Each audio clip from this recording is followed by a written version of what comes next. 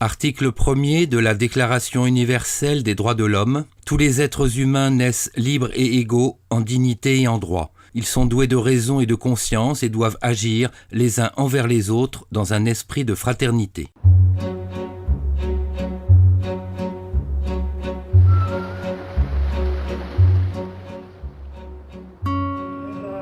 Il y a 25 ans à Rennes, à l'initiative de Marie-France Laurent, l'association Agir voyait le jour. Des parents ayant des enfants souffrant de légers handicaps psychiques et intellectuels se sont regroupés pour tenter une approche innovante de la question du handicap et de l'insertion. En effet, ces enfants, au motif de leurs différences, ne trouvaient pas leur place dans les établissements scolaires traditionnels, ni dans le monde du travail dit ordinaire.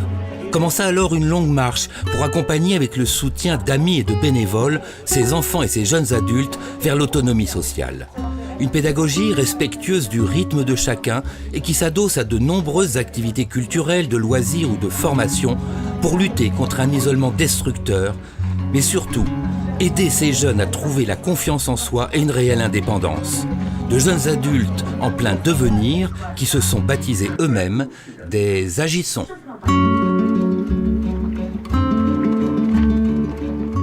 Pendant la petite enfance, on remarque, pour ce qui nous concerne, on a pu remarquer déjà des choses qui nous semblaient un peu inquiétantes, mais c'est surtout l'étape entrée à l'école à 6 ans qui est déterminante et c'est là que beaucoup de portes commencent à se fermer et qu'il faut envisager un certain nombre de cheminements qui vont être différents, qui vont être plus lents, qui ne vont pas toujours aboutir. Et donc, petit à petit, on voit beaucoup de portes qui se ferment. Et donc, agir, ça nous permet d'ouvrir des portes. Le handicap, une réalité de vie au visage pluriel, souvent facteur d'exclusion et d'isolement. L'association Agir milite depuis plus de 25 ans pour que chacun, quel que soit son handicap, puisse accéder à la dignité et à la reconnaissance qui lui est due. Oui, mais... Où on va dire toutes nos questions. Quand on pense handicap, on pense surtout à quelque chose de moteur, déficience visuelle ou handicap moteur.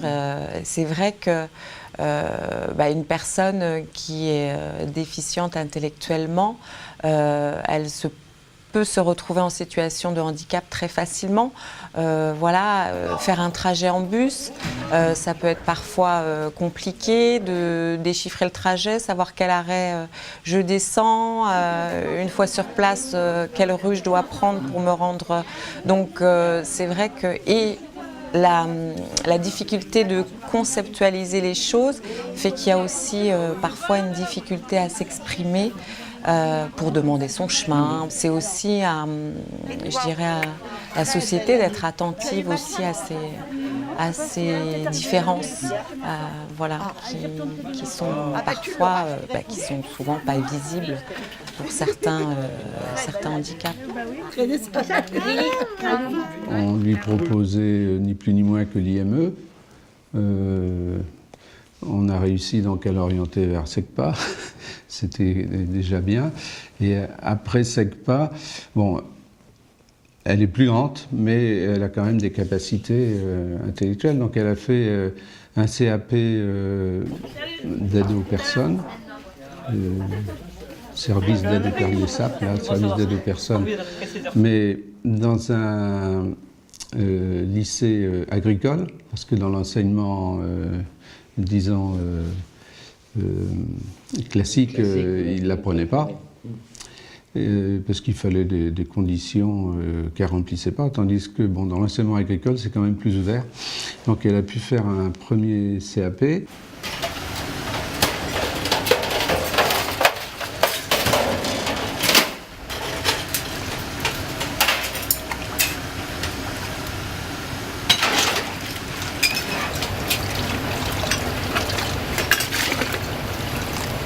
Moi, je suis là depuis 2013. Ça va faire 3 ans que je suis là.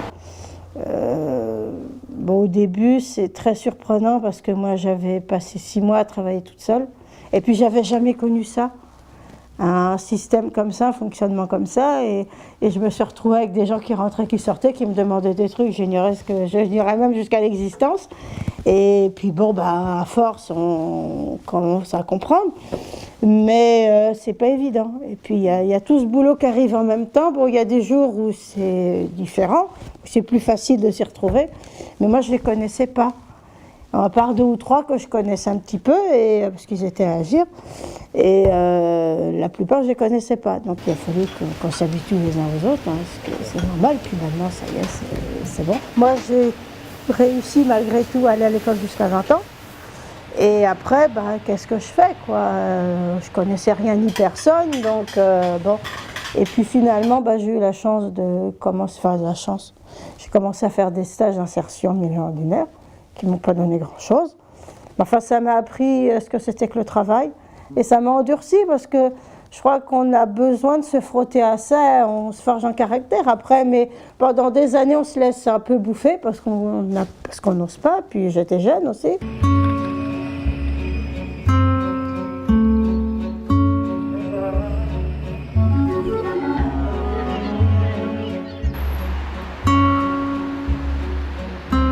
Est-ce que l'accès à l'autonomie, est-ce que ça a été quelque chose de difficile pour toi? Ah oui, au début, oui. Ah oui. Ouais. J'étais séparé de mes parents.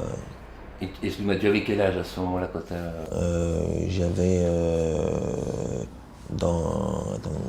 je réfléchis, j'avais 25-28 ans dans ces eaux-là.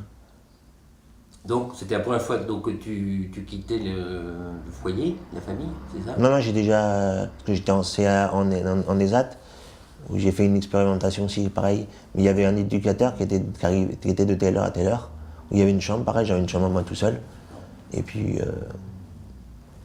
mais réellement tout seul. Mais heureusement c'était sur Rennes parce que je me sentais pas très à l'aise dans la chambre, tout seul. Moi c'est un handicap à vie, quoi. Parce que c'est de naissance, moi, que mon handicap. Oui. Et comment il est nommé ce handicap? Il a pas vraiment de nom, en fait. C'est une maladie chromosomique, quoi. Voilà. D'accord. Et toi, comment tu le vis? C'est-à-dire que ça se caractérise par quoi pour toi J'ai du mal à apprendre des choses fines. Je suis lent au travail. Voilà. Et à partir de là, travailler en milieu ordinaire, moi, j'ai essayé avec mon ESAT, là, je suis en ESAT hors les murs à l'ADAPT. Et en fait, j'avais essayé en milieu ordinaire, mais ça me correspond ça. C'est pour ça que j'ai demandé à travailler en ESAT, en fait. Et les expériences pour l'instant faites en ESAT étaient concluantes. Ah oui? Ouais. C'est quoi ça? C'est un avis de classement.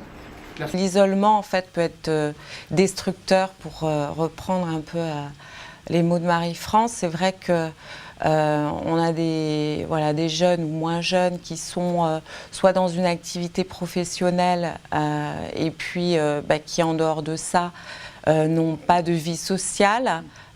Pour certains, c'était avant Agir, je ne sortais jamais.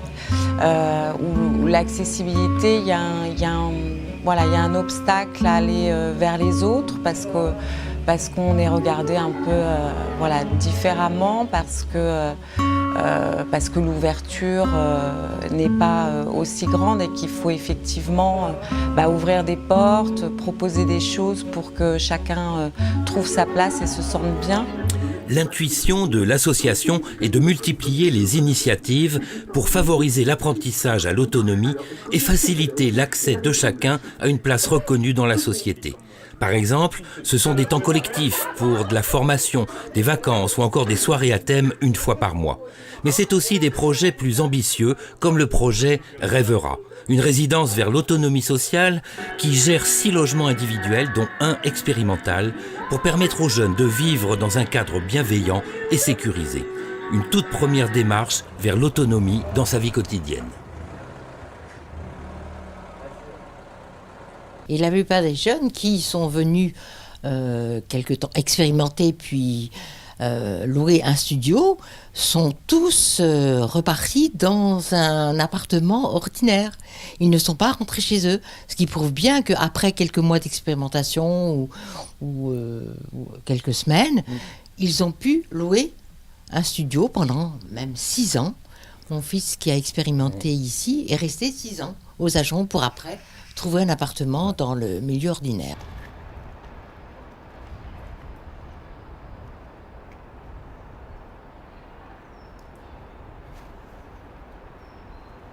Passé par les Ajoncs, là où on s'est rencontrés 2 fois, là, ça m'a permis de me dire maintenant il faut que tu te débrouilles toute seule, quoi. Il n'y a plus personne autour, maintenant c'est toi et puis c'est tout. Et puis finalement, c'est-à-dire que au départ ça fait un peu drôle, mais j'essayais d'oublier que ça faisait drôle, parce que sinon je pense qu'on se pose trop de questions et ça doit un peu parasiter, donc je me suis dit non. Et puis finalement, je me suis rendu compte que je me débrouillais pas si mal, qu'il n'y avait pas de gros problèmes en tout cas.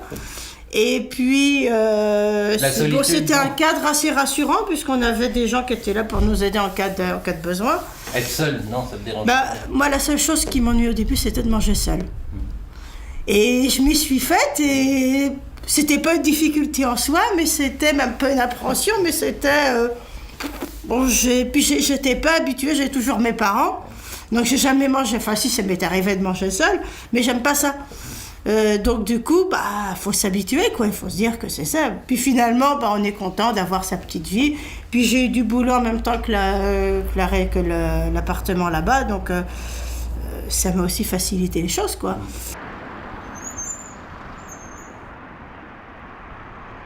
Agir, c'est aussi une activité d'insertion professionnelle avec le projet Fago. Une initiative soutenue par la ville de Rennes, la Feuille d'Érable et les AT de la Mabilais, qui a permis de créer des emplois en milieu protégé pour des personnes ayant un handicap intellectuel modéré. Serge bénéficie de ce programme et vient ici pour fabriquer des allumes-feu écologiques produits à partir de cajots récupérés, triés et traités.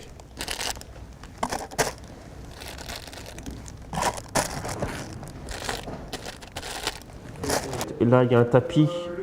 Là, il y a un tapis pour poser les cagettes. Il y a le broyeur derrière. Il y a le tapis de sortie et puis les bacs. Là, c'est le bac au résultat, voilà, quand la cagette est broyée. Et puis ça, c'est envoyé pour les chaufferies. Pour les chaufferies. Et sinon, on a des... Sinon, pour un petit entrepreneur qui lui, justement, fait les petits fagots que vous avez filmés. Et on les met ça dans des big bags. Ensuite, les big bags sont envoyés chez cet entrepreneur qui conçoit justement les petits sachets de 12 dans les petites boîtes. Et dans les petites boîtes de 12, elles sont dans un grand carton de 20, je crois. Il y a 20 petites boîtes dedans. Et après, c'est vendu soit par Agir ou soit par des clients que la Feuille d'Érable connaît et puis qu'ils envoient ça. Autrefois, j'étais très coincé, je n'osais pas. Maintenant, c'est vrai qu'avant, je n'arrivais pas à avoir suffisamment confiance en moi pour avoir la facilité de discuter avec les gens. Maintenant, avec l'assurance, j'arrive beaucoup mieux, plus facilement à discuter. Et puis relationnellement au travail, il y a eu l'évolution parce que les collègues ont eu du mal on a eu du mal à s'apprendre, quoi, je veux dire. Il a fallu qu'on se découvre, qu'on se connaisse. Et puis donc c'est... David Trégaro, là, intervient toujours s'il y a un problème. Donc c'est vrai que là, au début, il a fait qu'il aide aussi pour travailler, pour l'assurance encore. Et puis, il a dû expliquer à chacun et l'autre d'essayer de se donner confiance entre nous et c'est comme ça que l'assurance est arrivée et que maintenant on discute plus facilement entre nous. Quand j'ai voulu discuter avec les autres, Il ne me répondait pas, il ne me parlait pas, il me trouvait coincé. Alors, il me disait que fallait que je fasse des efforts de mon côté, que j'étais trop... Mais dans mon entourage, on m'a dit, ouais, mais que tes collègues aussi sont comme toi aussi, de leur part, il faut qu'ils fassent des efforts. Donc voilà, on a appris à se connaître et puis maintenant, on s'entraide pour travailler. Quand il faut que je m'adapte un peu à eux. Comme... Le froid et le chaud, là.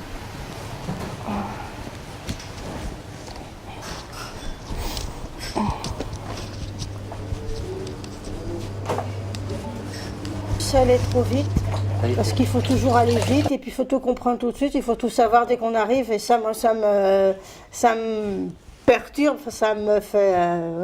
c'est très très dur à vivre parce que puis on vous aide pas. Il faut savoir, on vous demande de faire quelque chose, il faut savoir le faire, quoi. Et ça, j'ai jamais pu m'y faire, j'ai jamais pu même accepter l'idée que ça puisse fonctionner comme ça. Et puis ça a été partout comme ça. Bon, milieu protégé, c'est pas toujours évident, mais c'est déjà mieux, c'est déjà plus adapté.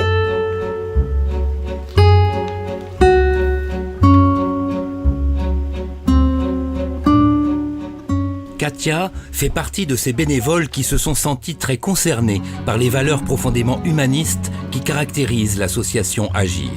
Comme d'autres, elle vient ici pour écouter, animer des temps de réflexion ou encore accompagner des sorties, afin que ces jeunes adultes se sentent épaulés sur ce chemin parfois difficile qui mène à l'autonomie, l'insertion et l'estime de soi.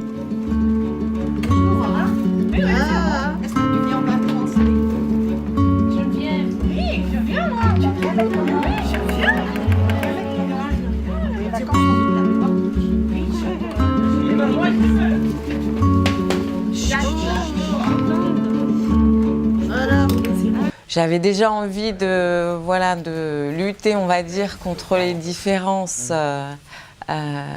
qui sont souvent qui sont mises en avant, que j'ai pu aussi subir dans ma vie personnelle. Donc je pense que là, ça a été une continuité, en fait. Des choses, effectivement, auxquelles on ne s'attend pas.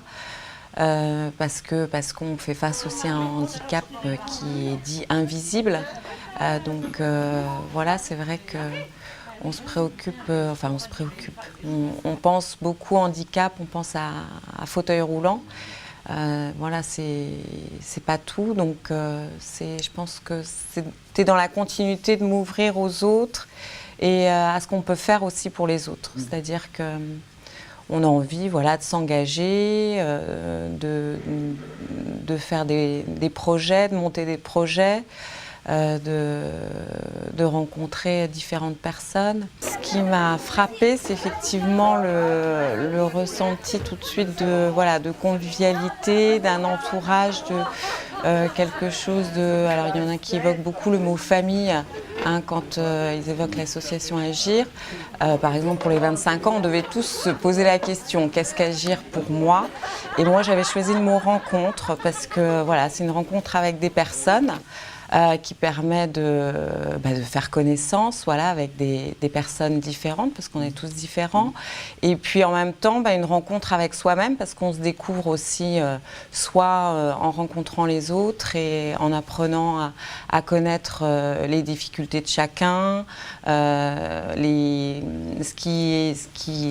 l'environnement, on va dire, qui n'est pas toujours approprié pour les personnes en situation de handicap, où il faut parfois abattre des murs, lutter un peu contre des formes d'exclusion. Donc j'ai trouvé que c'était vraiment une association où tout de suite on se sentait bien, on se sentait un peu effectivement dans une proximité alors qu'on ne se connaissait pas du tout. Se rendre compte que les personnes n'ont pas accès aux loisirs ou à la culture parce que c'est compliqué parfois de s'exprimer, d'y aller seul, et que du coup, en groupe, il y a une force, on se sent plus en sécurité, plus en confiance.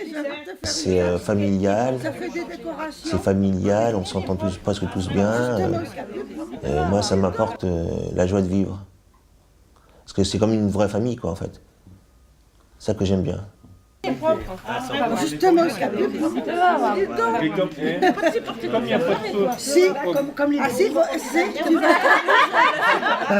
vas être obligé. Il y a encore des choses à conquérir, certainement, mais une nette évolution.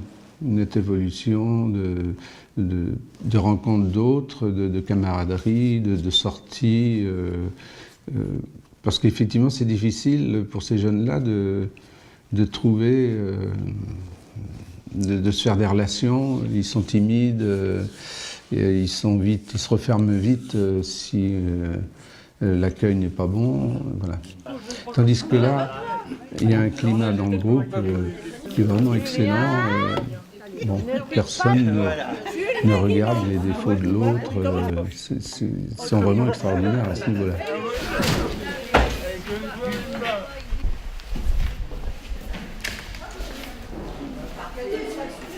L'association Agir m'a permis d'avoir des relations, de me faire des amis quand même, parce que c'est vrai que voilà, ça m'a gagné un peu d'assurance, de confiance. Ça, c'est vraiment la base.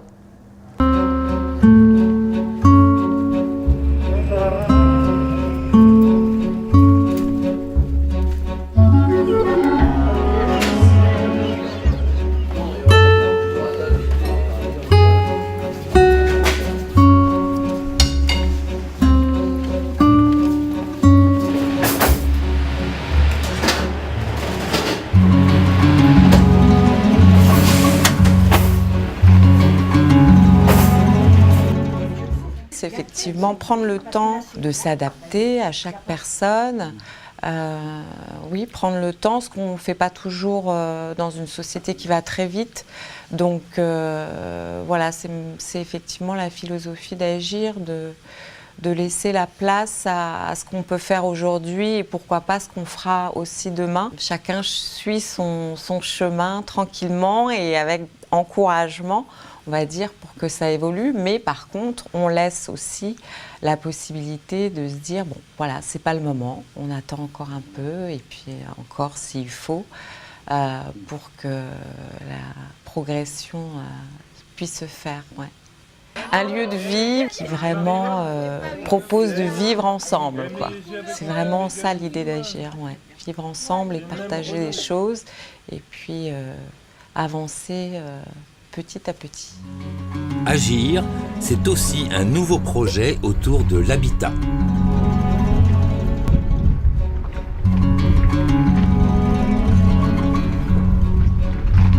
En fait, Timosaïque s'appuie sur le projet Rêvera, parce qu'on a vu justement l'aspect très positif de cette autonomie vers le logement.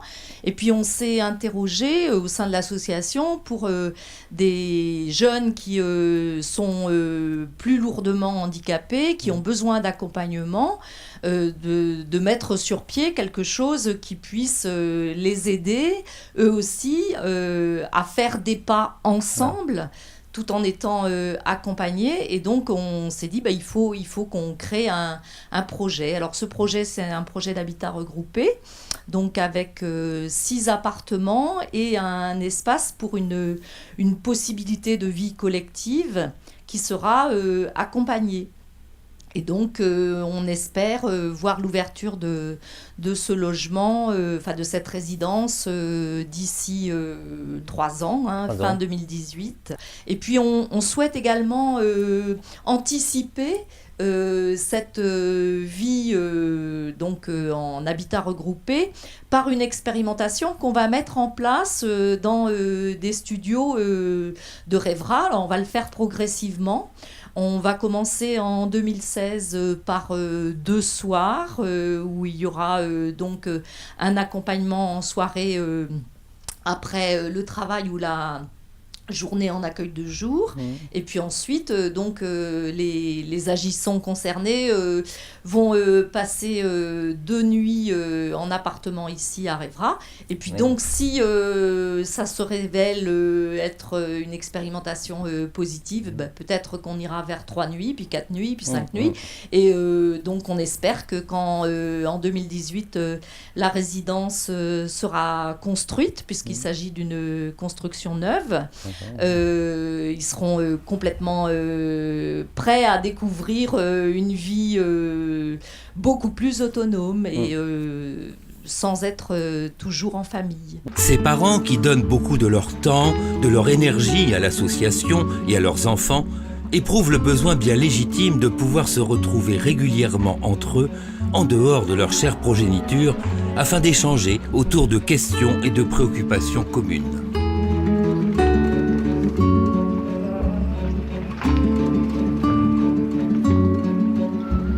Les parents se réunissent et débattent de leurs problèmes, de leurs projets, de leurs envies.